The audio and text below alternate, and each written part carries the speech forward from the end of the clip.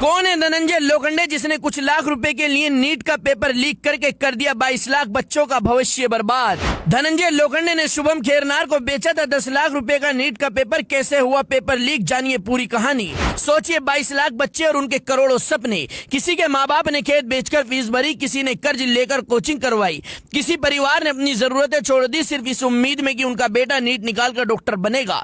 पूरे साल लाखों बच्चे दिन रात मेहनत करते रहे। हर परिवार बस रिजल्ट वाले दिन का इंतजार कर रहा था।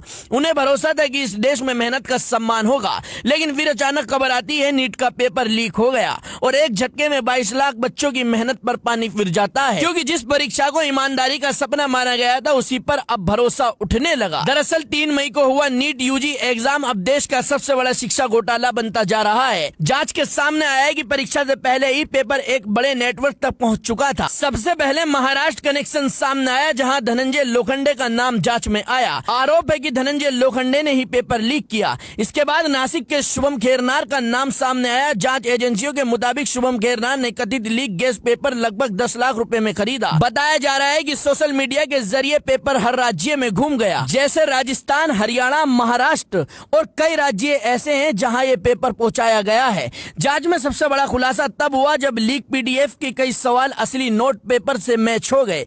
बताया जा रहा है कि बायोलॉजी और केमिस्ट्री के बड़े संख्या में सवाल एक जैसे पाए गए हैं। लेकिन अब सबसे बड़ा सवाल यही उठ रहा है कि आखिर इतना बड़ा पेपर लीक कैसे हुआ। जिस नीट परीक्षा को देश की सबसे सुरक्षित परीक्षाओं में गिना जाता है, जिसके पेपर को हाई सिक्योरिटी में रखा जाता है, जहां लाखों बच्चों का भविष्य जुड़ा होता है, वही पेपर परीक्षा से पहले बाहर कैसे पहुंच गया। क्या सिस्टम इतना कमजोर हो चुका है कि लाखों रुपए देकर कोई भी पेपर खरीद सकता है? क्या सिक्योरिटी सिर्फ दिखावे के लिए है? क्या किसी अंदरूनी नेटवर्क ने इस पूरे खेल को चलाया? क्या कुछ लोगों ने पैसों के लिए 22 लाख बच्चों का भविष्य बेच दिया? आज देश का हर छात्र गुस्से में है, हर माँ बाप जवाब मांग रहा है, क्योंकि पेपर लीक हुआ है तो फेल सिर्फ एक एग्जाम नहीं हुआ बल्कि पूरा सिस्टम हुआ है। आज बच्चे पूछ रहे हैं अगर आखिर में पेपर पैसे वालों तक पहले पहुंच जाएगा तो फिर मेहनत करने का क्या मतलब। अब पूरा देश जवाब मांग रहा है कि आखिर इतनी बड़ी परीक्षा की सुरक्षा में चूक कहां हुई। कुछ लोगों ने कुछ पैसों के चक्कर में 22 लाख बच्चों का भविष्य बेच दिया। क्या उन लोगों पर अब कड़ा एक्शन लिया जाएगा? खैर, नीट पेपर लीक पर आपकी क्या राय है, कमेंट में जरूर बताइएगा।